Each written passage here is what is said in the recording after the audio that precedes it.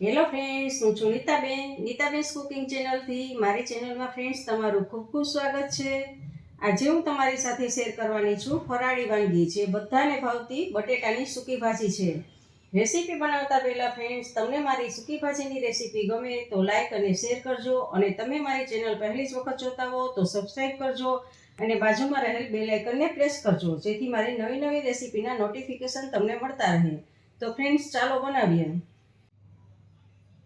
Friends, સૂકી ભાજી બનાવવા માટે આ 500 ગ્રામ બટેટા લીધા છે અને મીડિયમ સાઇઝના બટેટા લીધા છે, અને આપણે આને આખા જ બાફવાના છે.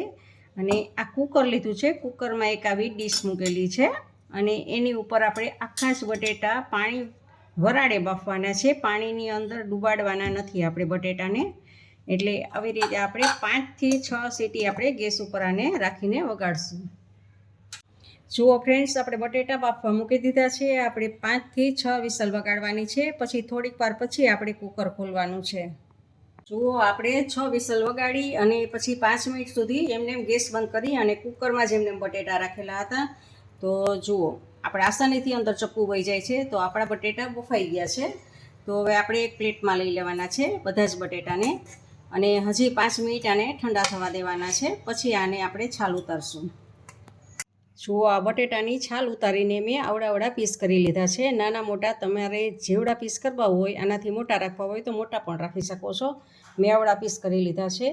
હવે ગેસ ઉપર એક પેન રાખેલું છે, અને ગેસ સ્ટાર્ટ કરી અને એમાં મેં 2 ચમચી જેટલું તેલ લીધેલું છે. તેલ ગરમ થાય એટલે સૌથી પહેલાં આપણે આ સિંગદાણા છે એ સિંગદાણાની અંદર શેકવાના છે. જુઓ, તેલ ગરમ થઈ ગયું છે. તો હવે આપણે એમાં સિંગદાણા શેકી લઈએ.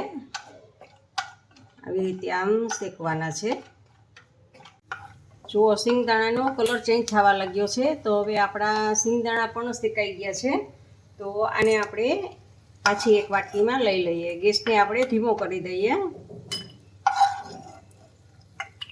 તેલ આપણું આવી જ ગયું છે. તો એમાં આપણે અડધી ટીસ્પૂન જેટલું આપણે જીરું એડ કરશું. આ એક તમાલપત્ર એડ કરશું. 2-3 નાના સૂકા મરચાંના ટુકડા છે એડ કરશું, અને 2 લવિંગ એડ કરશું, અને 5 થી 6 લીમડાના પાન એડ કરશું, અને 1 ચમચી છીણેલું આદું છે એ આદું એડ કરશું, અને આ 3 નાના તીખા મરચાં છે એ મરચાંને એડ કરશું. અને હવે સાઈડમાં આપણે થોડી હિંગ એડ કરશું, અને આ બધાને સારી રીતે આપણે શેકી લેવાનું છે. જુઓ, મસાલા આપણા સતળાઈ ગયા છે. કરી દેવાના છે.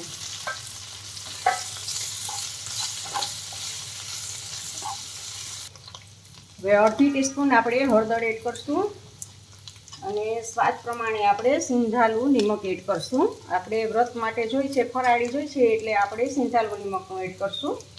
અને 1 ટીસ્પૂન જેટલી તીખાની મરીનો પાવડર એડ કરશું, અને સારી રીતે બધું જ પાછું મિક્સ કરી દઈશું.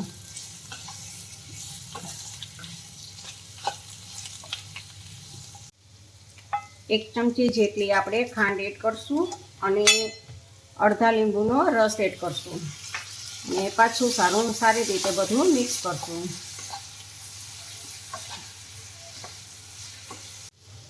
હવે અડધી ટીસ્પૂન આપણે ગરમ મસાલો એડ કરશું, અને એક મોટી ચમચી મગફળીનો ભૂકો છે એ ભૂકો એડ કરશું, અને આ આપણે દાણા તળેલા શેકેલા હતા એ દાણાને એડ કરશું, અને બધું જ સાથે સારી રીતે મિક્સ કરી દઈશું.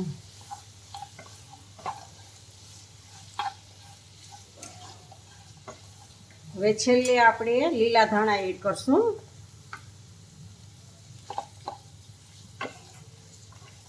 અને બધું જ સારી રીતે મિક્સ કરશું.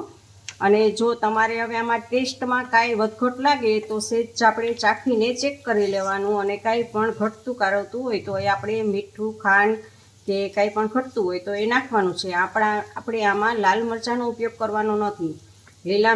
લીલા મરચાં અને મરી પાવડરનો જ ઉપયોગ કરવાનો છે. ફરાળી વાનગી છે એટલે.